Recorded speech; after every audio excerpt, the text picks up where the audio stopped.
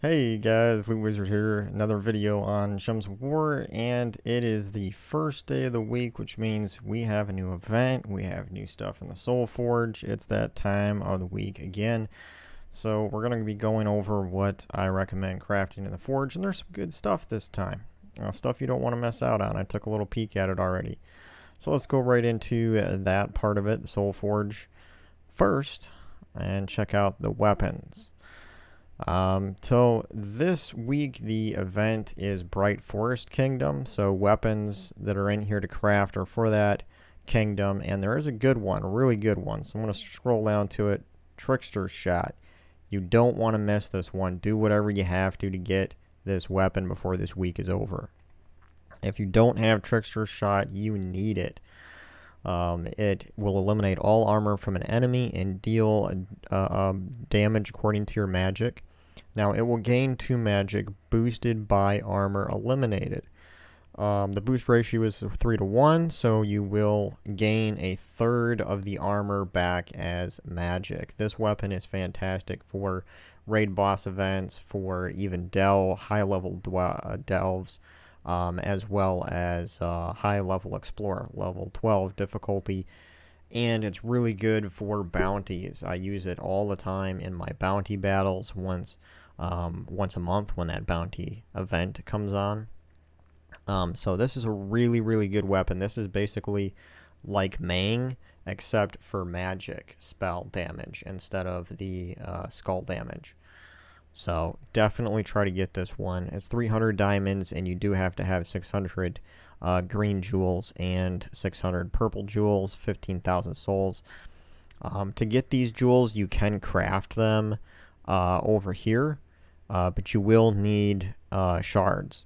And so I do like to save some of my shards.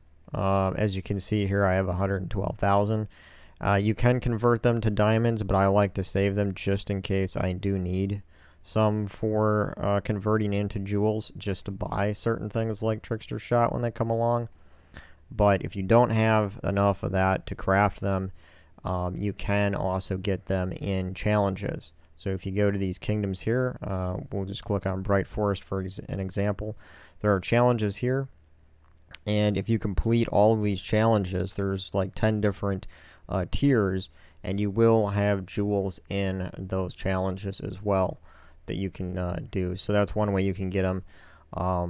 And the other main way is your dungeons. So when you're doing your daily dungeons, you're going to get, as you can see here today, it's blue jewels, as well as you're going to get a little bit of shards.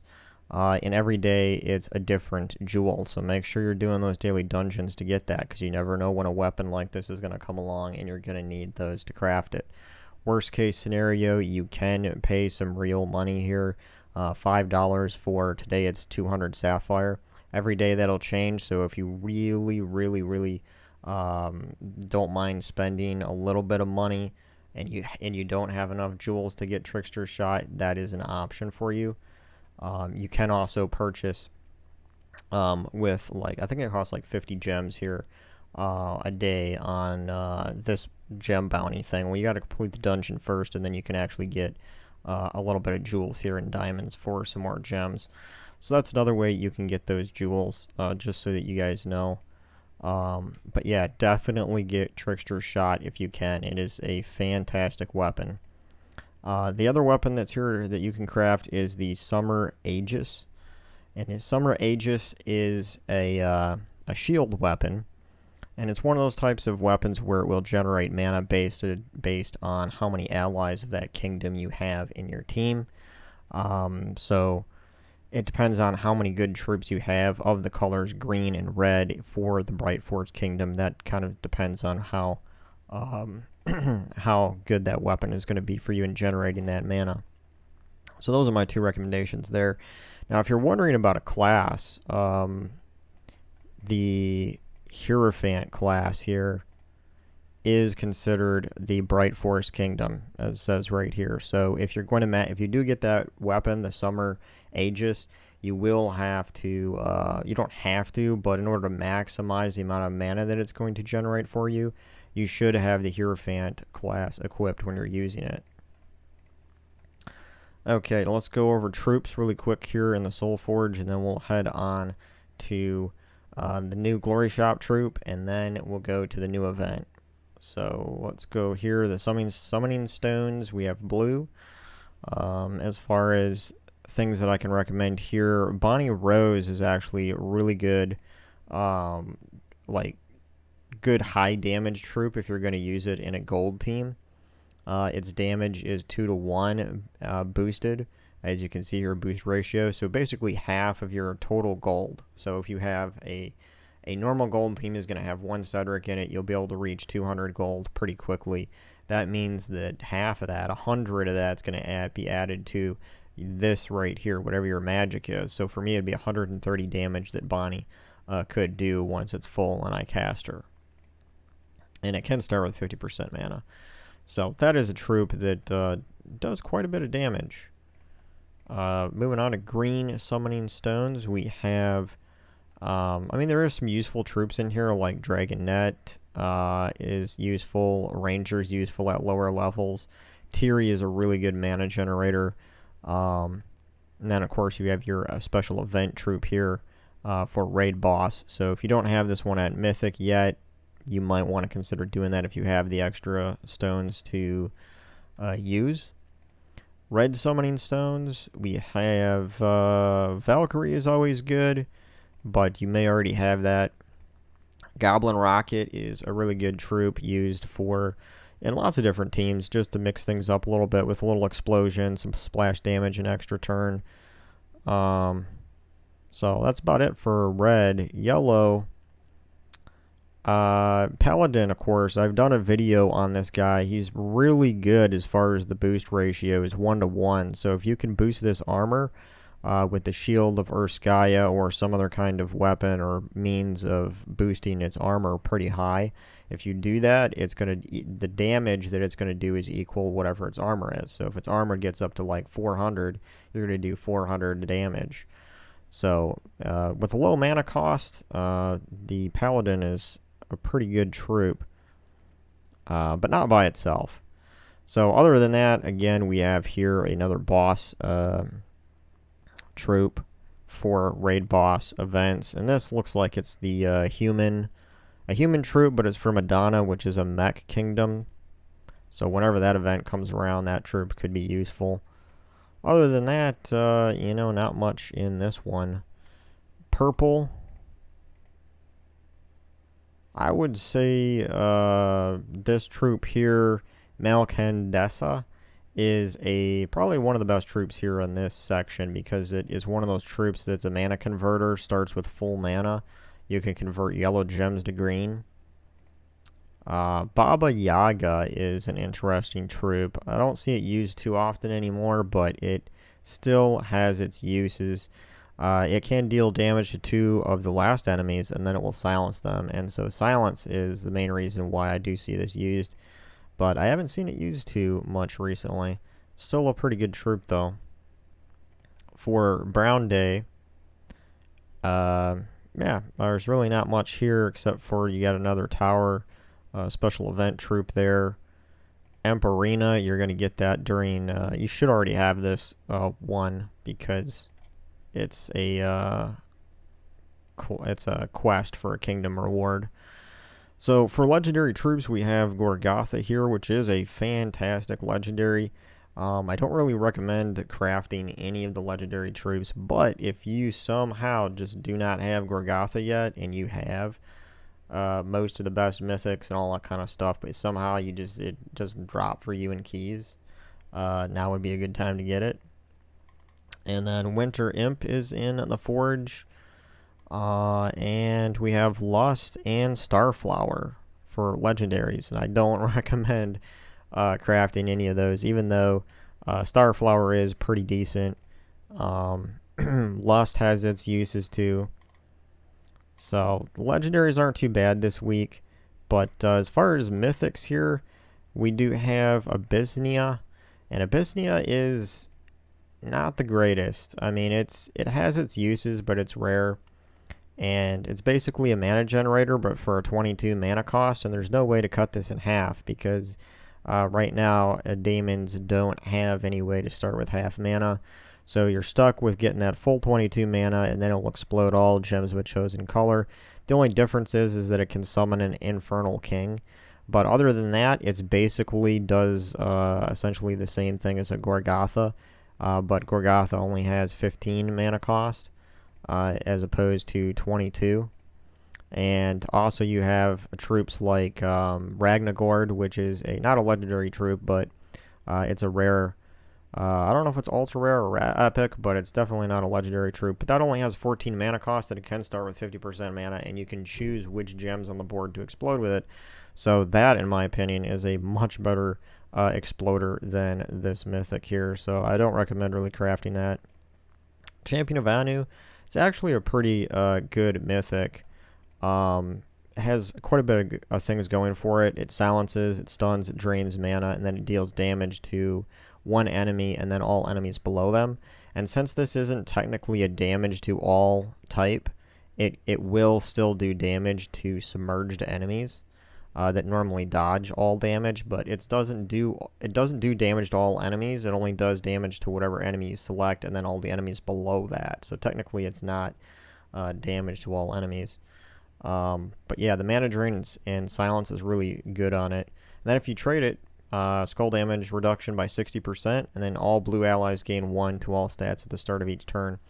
Now, there is another mythic troop called the Champion of Guard, which is basically just mana generator, but it does have a give all red allies 1 to all stats. So you can do a crazy team if you have that mythic, this mythic, and if you have the Bard class totally traded. You will have all yellow, all red, and all blue allies gain 1 to all stats at each turn. Which you have those 3 things in one team, everything is going to be gaining 3 stats to everything every single turn. It's a little crazy. I don't know really why I went off on that, but that's just... I've seen some of those teams. I'll put a few of those together myself. They're kind of fun. So anyway, the Champion of Guard, just speaking about it, he is actually in the Forge here. So I basically just explained. The only difference with this guy is that he reduces spell damage too by 50%. So he's actually an incredible tank. As long as it doesn't get stunned, you're going to be reducing spell and skull damage by a huge amount. And then its ability, it gains armor. So this guy right here is like one of the most tankiest troops in the game, as well as generating mana. Generates up to 22 blue and red gems. So, yeah. I wouldn't recommend crafting him, though. I don't think he's worth it. I would focus more on the damage-dealing mythic troops first, and then you could get to some of the ones that are like support and defense troops. Then we have Megavore. And Megavore is pretty awesome. He's not used as much as he used to be used, but he's still an awesome troop. Eliminates all armor from all enemies, deals a really high amount of damage to an enemy, and then it will submerge itself. So basically what it's doing is true damage, and a heck of a lot of true damage to one enemy, but then it's stripping all the armor from all enemies. So it has the potential to do a heck of a lot of damage. So, Megavore, also here it is immune to all status effects, Devour, and Mana Burn. And that has this 8% chance to kill the last enemy on 4 or 5 gem matches. And this is considered lethal damage. So, I'm pretty sure that's going to kill just about anything except maybe a blessed enemy. And enemies that are immune to lethal damage, which unfortunately a lot of the events, like the Tower, the Invasion event, and raid bosses, I think, are immune to lethal damage. So, unfortunately, you can't use Megavore for that. But as far as like which ones I would craft, and which one I think is the strongest here is probably Megavore. And then next to that is probably Champion of Anu. And I would definitely craft Champion of Guard before I crafted Abyssnia. So that's my order of mythics here. Alright, so let's go over to the Glory Shop really quickly and check that troop out, and then we'll go right into the event. So the new troop here is Child of Summer. Get this new troop for 400 glory. Now, I always recommend you should just get at least one of these troops every single time that it comes around, every week, just so you have the new troop. Because you don't know if you're going to get lucky enough to get it later in glory keys, or and so you need these troops all eventually to level up your kingdoms. So it's good to at least get one of these. But let's take a look at what it does. So it is a converter, and these are generally really good troops, really empower teams a lot. So once you unlock all of its traits, it'll start with full mana, and it will convert brown gems to red and conjure a firestorm. So yeah, that's another one of these converter troops. It's considered a Fae. It's called Child of Summer, and pretty cool art there. Whoever drew the art on this card is really talented. Really talented. So yeah, that's cool. Let's go ahead and buy. Normally I'd buy enough to get to Mythic here, so we'll go ahead and do that. I always get my Spoils of War too, because event keys are also a really good way to get new legendaries, or just specific legendaries that you want to get from a particular kingdom. Let's say that one type of legendary is giving you a hard time. Let me do a search here and just pick one out for you and show you what I mean.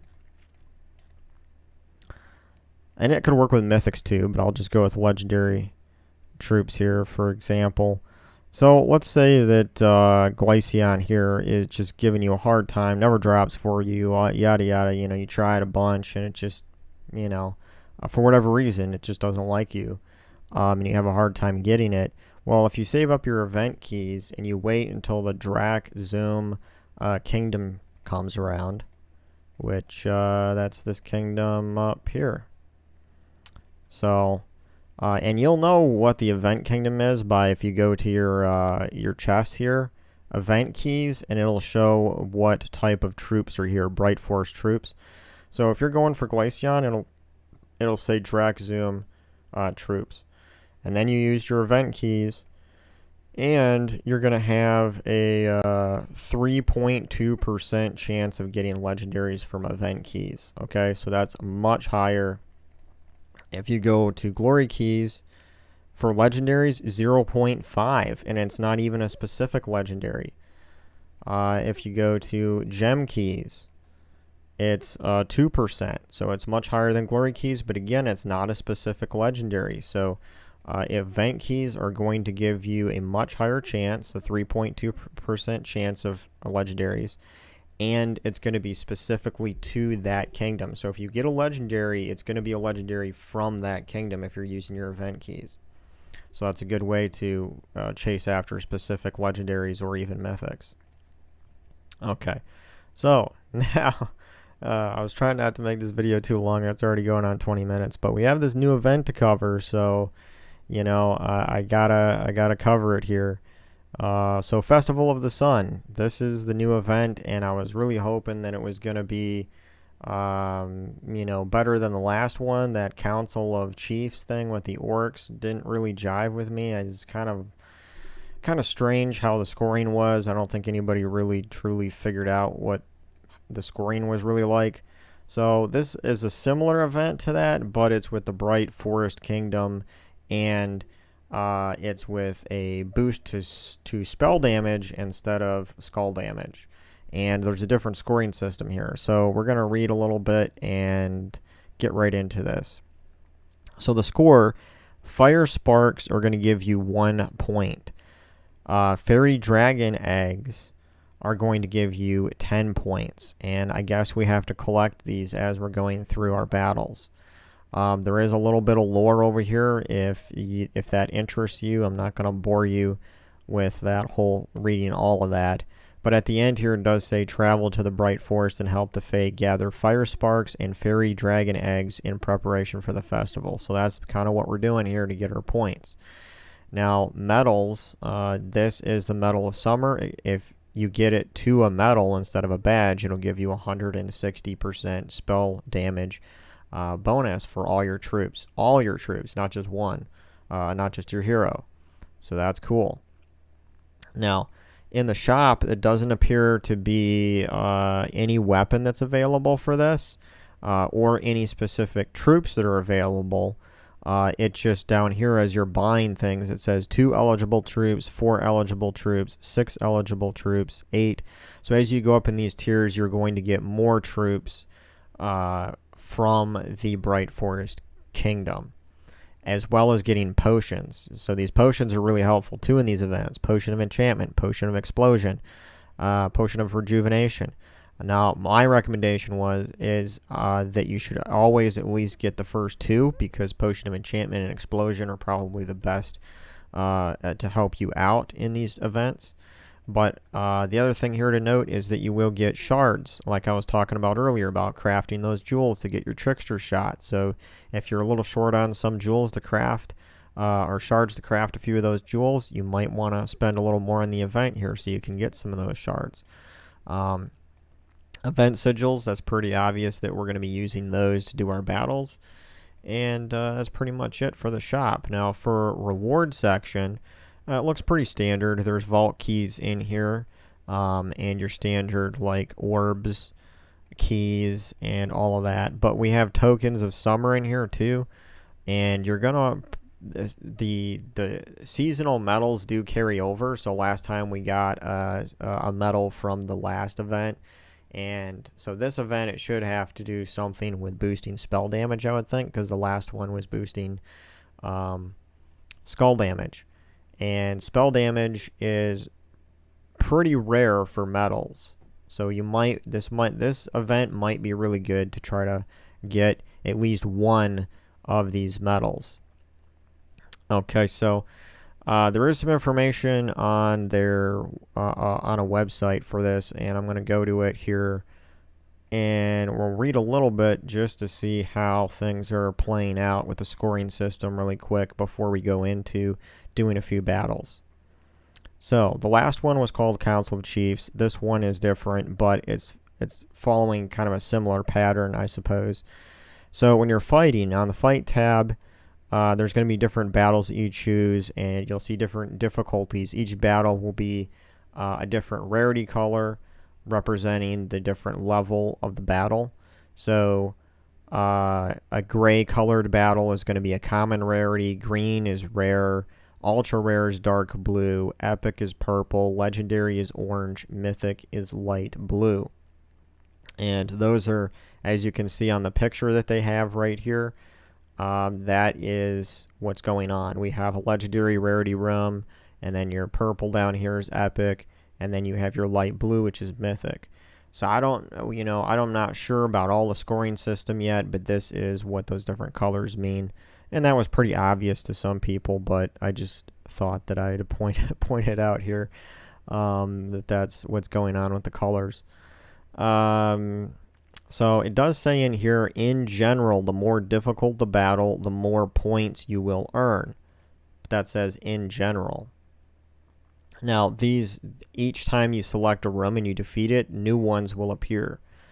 And then it says you can fight battles in any order you want based on your choices. Your event battles will progress slightly differently to your friends who choose a different path, but the rewards will average out across the different paths you can take. So it sounds like you're just taking whatever path you want in these battles, and then your guild, your different members, you're going to take do different paths in the battle like it says, but it sounds like the rewards are going to even out. And you just keep doing more battles and more battles to collect more of the points to earn your collective rewards. And then, of course, we get our medals here. So that's pretty much an overview here of what's going on with that event. So just wanted to show you there what they're saying officially. And if you do want to read that for yourself, all you need to do is click on this this blue and white little question mark up here, and it'll take you to that website that I was just reading. So that's what's going on with this event. Basically, here's the fight tab. We have looks like little eggs, and then we have Cat Sis Cave. And so we're going to do some battles here. But I'm going to go to the shop first, and we will buy some of these because I need my potions. Potion of Enchantment. I need my potion of explosion. And we're getting token of summer here as we're purchasing these. So that's all going to get converted into a badge, and then that's going to get converted even more so into a medal. So we got a badge. That's cool. I'm going to buy a few more of these. And we got more tokens. Got another badge. And now it looks like I bought all the badges here and all the tokens. I don't think I get any more, do I? Doesn't really show here in the shop. Let me just buy one more and we'll see. Oh, okay. So it doesn't show it on the shop for some reason, but I'm getting 3 tokens every time I buy another set. Okay, so I got a medal. Looks like you have to buy up to, what is this? Tier 4. Looks like you have to buy to Tier 4 with gems in order to get your medal. So that has to go from tokens to badges, to a medal. Okay, so you know, I'm gonna go ahead and click on one of these, and we have to build a team. And we have to use troops that are only in Bright Forest for this. So the mythic troop here for the Bright Forest is Suna, and it is a really good mythic troop. Also, for legendaries, we have Glitterclaw, we have Queen Titania, we have the Miraji Queen, which you can get in the Underworld, and then we have Tinson Tail, which is also a good dragon legendary, but it happens to also be a fae, so it's in the Bright Forest. And Leprechaun, which is a really great mana generator. We also have this new troop right here, which I'm going to ascend and upgrade, which could potentially be our mana generator. We have an option between trying to use this one and also trying to use the Leprechaun. Convert brown gems to red, so we could throw that in there, and we could even throw a Leprechaun in there. Hey, get in there. There we go. And then we got Suna. And then we can throw in a weapon. And obviously at high levels, Trickster Shot's going to be awesome, but we could... I know most people don't have Dawnbringer, but, you know, weapons for this event are also restricted, just so you know. That's why this is the limitation. And let me see if there's anything I don't own here. It looks like just one, Fey Wand. So these are the ones that you're pretty much stuck with. Yeah, that's the only one I don't own. So if you do have Dawnbringer, it is actually a Bright Forest weapon, so that's why it's in there. But this is a class weapon for the Hierophant, so if you do 250 battles, you can get that weapon. And this weapon is craftable in the Forge. Summer's Fury is probably the one that you want to go with if you don't have any of these special weapons. Because this one you just get because you're leveling up your red mastery. So everyone that's like over level 100 probably has this weapon. So yeah, I would probably say, you know, why don't we just go with that instead of Dawnbringer. And what we're going to do is we could do Bright Forest, but why not do a Firestorm with the Sunspear class, so we always have that weapon getting full. And we could just do double red purple and start with that, and let's see what happens. Now, if you are lower level, you may want to use some of your sigils to increase your stats here. You will be sacrificing sigils to do that, but if you do need to, go ahead and do that. Oh yeah, we notice you haven't equipped a medal for this battle. Would you like to equip? Yeah. Okay, yes, I want to equip it. So, Medal of Summer. I only have one of these, and I'm going to equip it there. 160% spell damage. And if we get multiple medals, we can probably equip multiple of them during this event and stack that. And I'm assuming we're going to get more tokens as we defeat more battles here and troops. So there's no brown and red really matching up except for right here, which is that. But that's why Leprechaun's probably a good idea. Now we have a 4 match with red, so we can do that. Cool stuff. Go ahead and cast that.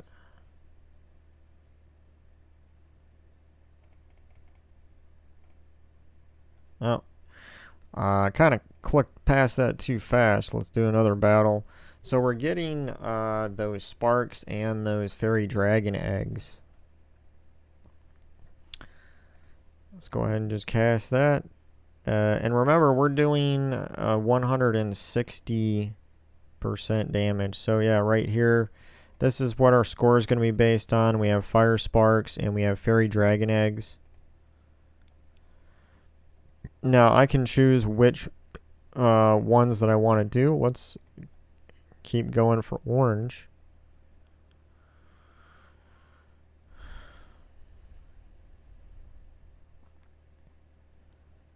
And yeah, so this says 40 damage. I wish they would show the full boost ratio with the metal, but it's doing way more than that. 40 is getting, that's 160% of that, so it's like double and a half almost.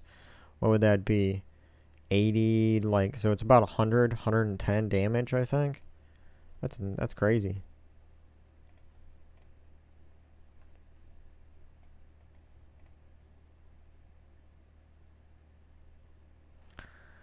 And yeah, so more eggs and fairy sparks, and that's pretty much what's going on here with what's going on. And you just overview, you just keep collecting these, and this is your total score. It's going to keep a tally here for you. I got 12 fire sparks so far, and I got 9 fairy dragon eggs. And so that's pretty much it. As for my recommended team, I probably would say, Leprechaun, Child of Summer, those two are good mana generators. If you don't have Suna, you could use, Tinson Tail if you have him.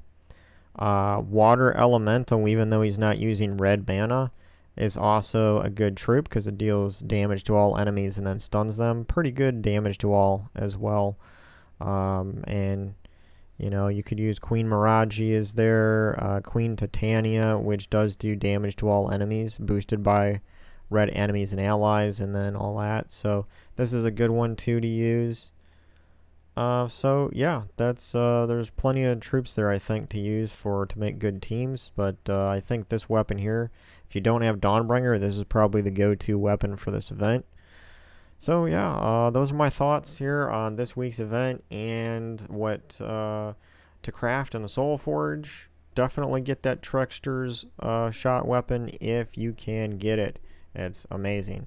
So thanks for watching, guys. As always, I appreciate it. And if you do like this video, please give it a thumbs up. And if you haven't subscribed to this channel yet, consider doing so to keep me motivated to make more Gems of War videos like this. So thanks again, and I will catch you guys on the next one. Later.